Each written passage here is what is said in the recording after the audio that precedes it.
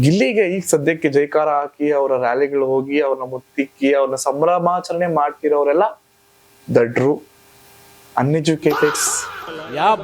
ಹೇಳಿದ್ರಿ ಏನ್ರಿ ಅದು ಮಾತಾಡೋದು? ನಿನ್ನೆ ಇವತ್ತು ಸೋಷಿಯಲ್ ಮೀಡಿಯಾ ಓಪನ್ ಮಾಡಿದ್ರೆ, ಇನ್ಸ್ಟಾಗ್ರಾಮ್ ಓಪನ್ ಮಾಡಿದ್ರೆ ಸಾಕು, ಬರೀ ಗಿಲ್ಲಿ ವಿಡಿಯೋಸೇ ಕಾಣ್ತಾ ಇದೆ.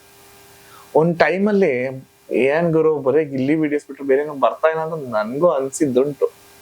ಆದ್ರೆ ಕೆಲವು ಮೇಧಾವಿಗಳು ಕೆಲವೊಂದು ವಿಡಿಯೋಸ್ ಮಾಡಿ ಕೆಲವೊಂದು ಸ್ಟೇಟ್ಮೆಂಟ್ ನ ಪಾಸ್ ಮಾಡ್ತಾ ಇದ್ದಾರೆ.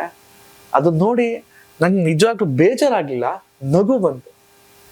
ಗಿಲ್ಲಿಗೆ ಈಗ ಸದ್ಯಕ್ಕೆ ಜೈಕಾರ ಹಾಕಿ ಅವರ ರ್ಯಾಲಿಗಳು ಹೋಗಿ ಅವ್ರನ್ನ ಮುತ್ತಿಕ್ಕಿ ಅವ್ರನ್ನ ಸಂಭ್ರಮಾಚರಣೆ ಮಾಡ್ತಿರೋರೆಲ್ಲ ದಡ್ರು, ಅನ್ಎಜುಕೇಟೆಡ್ಸ್, ಫೂಲ್ಸ್, ಮಾಡಕ್ ಕೆಲ್ಸ ಇಲ್ಲದೆ ಇರೋರು. ಅದಕ್ಕೆ ನಮ್ ದೇಶ ಈ ಲೆವೆಲ್ಗಿದೆ, ಅದಕ್ಕೆ ಬ್ರಿಟಿಷರು ಇಷ್ಟು ವರ್ಷ ನಮ್ಮನ್ನ ಆಳಿದ್ದು. ಹೌದಂತ ನಿಜನಾ?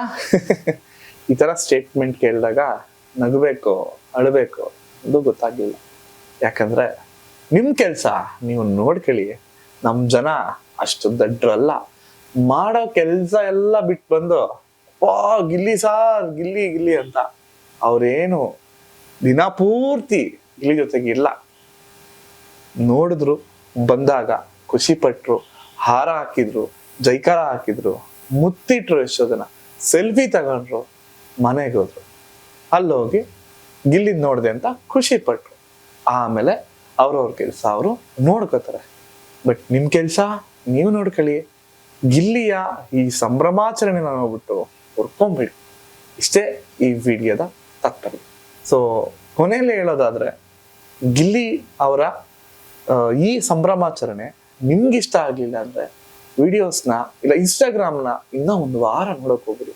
ಯಾಕಂದ್ರೆ ಮೋಸ್ಟ್ಲಿ ಇನ್ನೂ ಒಂದ್ ವಾರ ಬರೀ ಈ ವಿಡಿಯೋಸೇ ಬರ್ತಾ ಇರುತ್ತೆ. ಅದರಲ್ಲೂ ಈಗ ಅಶ್ವಿನಿ ಮೇಡಮ್ ಅವರ ಟಾಕ್ ವಾರ್ ನಡೀತಾ ಇದೆ. ಸೊ ಅವ್ರ ಸ್ಟೇಟ್ಮೆಂಟ್ಗಳು ಇನ್ನು ಮುಂದೆ ಕಂಟಿನ್ಯೂ ಆಗೋ ಸಾಧ್ಯತೆ ಇರುತ್ತೆ. ಅಂದ್ರೆ ಬಿಗ್ ಬಾಸ್ ಮುಗಿದ್ರು ಇನ್ನ ಒಂದ್ ತಿಂಗಳು ಬಿಗ್ ಬಾಸ್ ಮನೆಯಲ್ಲೇ ಕಂಟೆಸ್ಟೆಂಟ್ಗಳು ಅಂದ್ರೆ ಕರ್ನಾಟಕದಲ್ಲಿ ಇದ್ದಾರೆ. ಕರ್ನಾಟಕನೇ ಒಂದು ಬಿಗ್ ಬಾಸ್ ಅಂತ ಅನ್ಕೊಂಡ್ರೆ ಅಲ್ಲಿ ಅವರೆಲ್ಲ ಕಾಂಪಿಟೇಷನ್ ತಗೊಂಡ್ ಮಾತಾಡ್ತಾ ಇರ್ತಾರೆ. ಜನರು ಅದನ್ನ ನೋಡ್ತಾ ಇರ್ತಾರೆ. ಖುಷಿ ಪಡೋರು ಖುಷಿ ಪಡ್ತಾರೆ, ಕಮೆಂಟ್ ಮಾಡೋರು ಕಮೆಂಟ್ ಮಾಡ್ತಾರೆ, ಕೆಲಸ ಮಾಡೋರು ಕೆಲಸ ಮಾಡ್ತಾರೆ. ನೀವು ಸಹ ನಿಮ್ ಕೆಲಸ ನೋಡ್ಕೊಳ್ಳಿ. ನಮಸ್ಕಾರ.